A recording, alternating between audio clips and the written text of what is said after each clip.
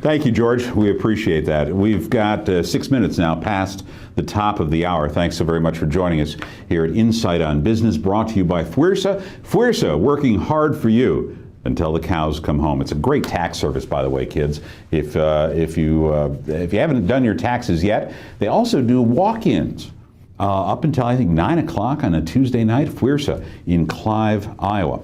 All right, we're going to talk about co-creating your next product or service. What are we talking about?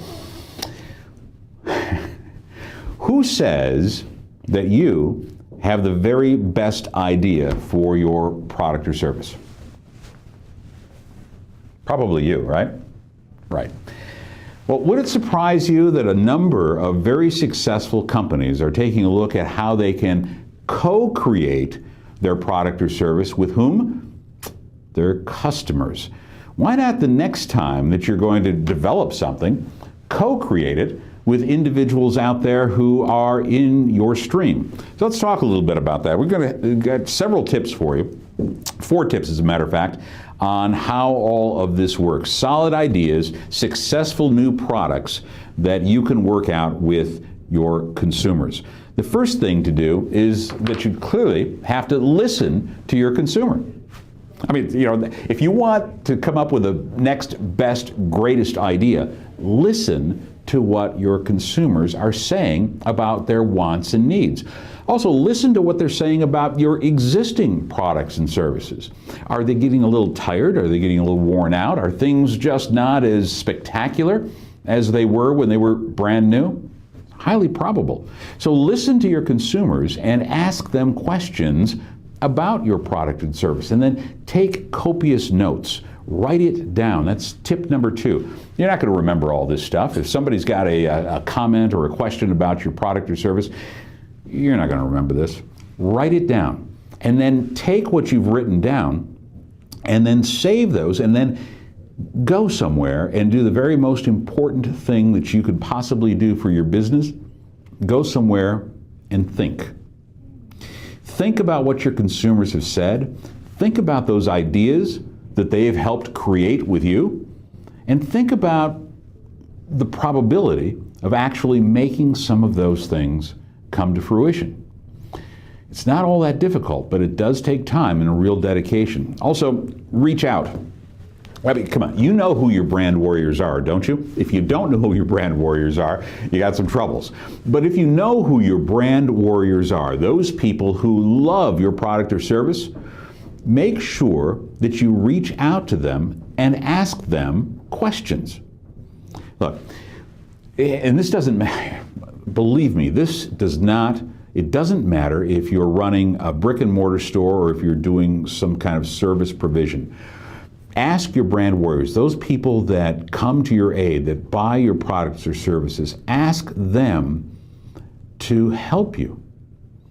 Ask them to be your better brand warriors. Ask them to come into the process of creating something new. Now, that takes a lot of guts on many people's part. You're going to be opening up your business to your consumers, and you're going to be sitting there asking them, hey, you've got some good ideas. What do you think about X, Y, and Z? You'll be surprised how readily available these people will sit down and listen to you because they're already in your court. All you're doing is expanding their voice to listen to what they have to say.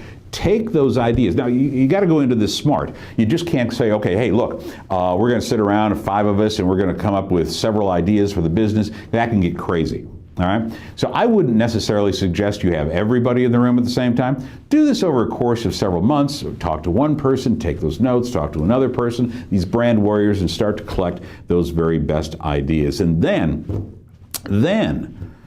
when you're set to launch whatever this thing is, allow your consumers, your brand warriors, to be the voice of what it is that they've helped create. You'll be amazed. People will go out of their way to say, hey, I helped XYZ company manufacture, distribute, or create the self-whistle winding torque inducer. I did that. And they'll tell all their friends, and their friends will tell their friends. And you start to build up a very credible base right at the very beginning. All right? Co-create your next product or service. It's pretty easy. You want to get in touch with us, leave us a comment or a question about anything that we're talking about today, go ahead and visit us. It's on Twitter. It's at InsightADV. It's at InsightADV. All right. What in the world is repackaging? I know. You know, some of the times we look at repackaging and we say, okay, hey, this is going to cost a lot of money. And sometimes it does. But sometimes it's the very best thing that you can do to revitalize what? The buzz in your product or service. Repackaging does all of that. Now, last week, our friends over at Pepsi-Cola repackaged for the first time in 16 years their 20-ounce bottles. We're going to show you a look at what the new 20-ounce Pepsi bottles look like, and then we're going to start to talk about what you can learn when we're talking about how to draw a crowd and cause the buzz, utilizing some strategy from Detroit automakers, and that's the repackaging tool. So here's what the new packaging looks like for Pepsi-Cola. This is a new 20-ounce bottle. You see it's smaller on the bottom. You know, the gripability, I guess, that's all that's about. The new logo, by the way, that they rolled out several months ago. And here's a shot. I think we have a shot of the, there's the new logo along with the new packaging that Pepsi has created. Notice that the Pepsi logo runs vertically rather than horizontally on the bottle, adding to the look of the length.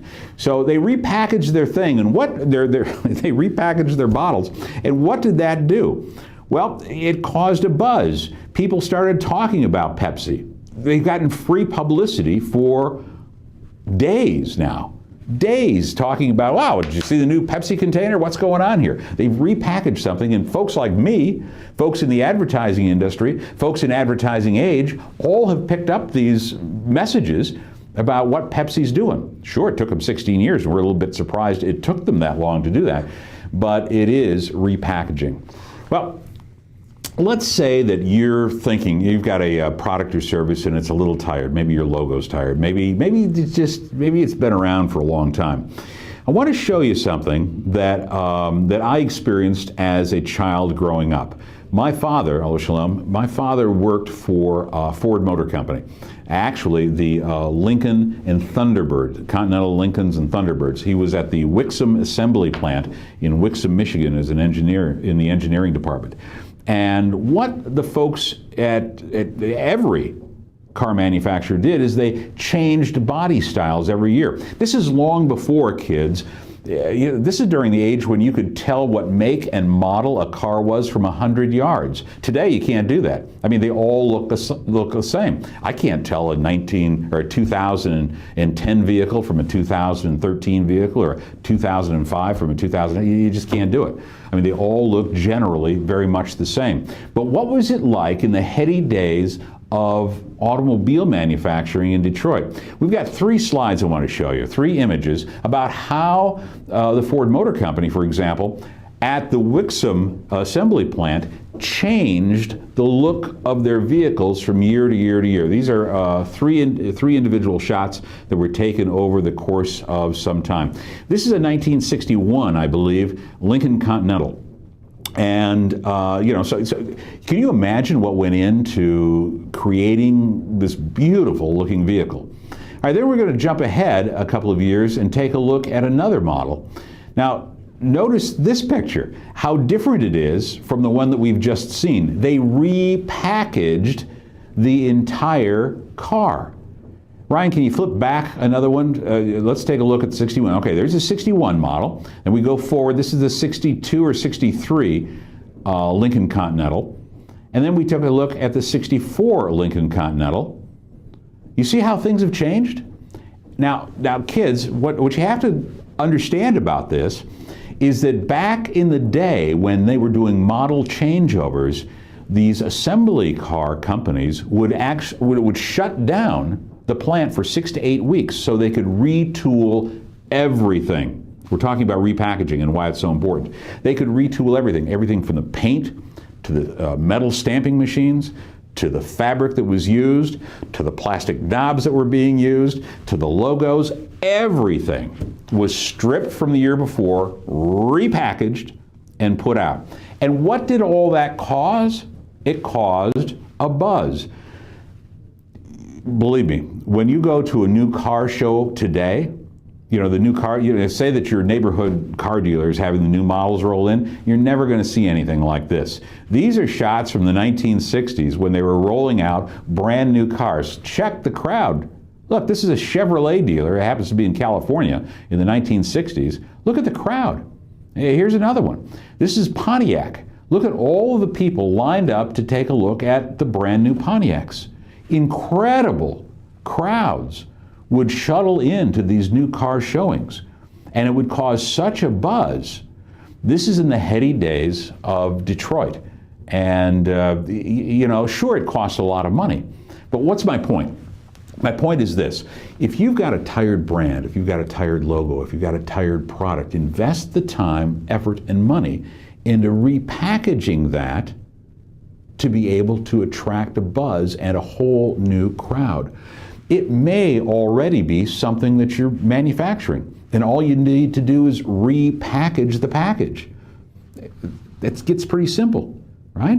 I mean, it's the same Pepsi. They just changed the exterior of the bottle and their logo. Now, it costs a lot of money for them to do that, but you can do that on a much smaller scale no matter what it is that you're selling. Repackaging and why it's so important for your business. And it can be done. You got to get some help on that? Hey, we're available. That's what we do at Inside Advertising, Marketing, and Communications. What did he say? Inside Advertising, Marketing, and Communications. When we come back, we're going to have two guests in studio, Susan Judkins and Desmond Adams. Both ran for public office, and both have a great story, a backstory of what it was like on the business side of running for public office. Desmond Adams and Susan Judkins next with Insight on Business. We're powered by Webcast One Live. Back right after this.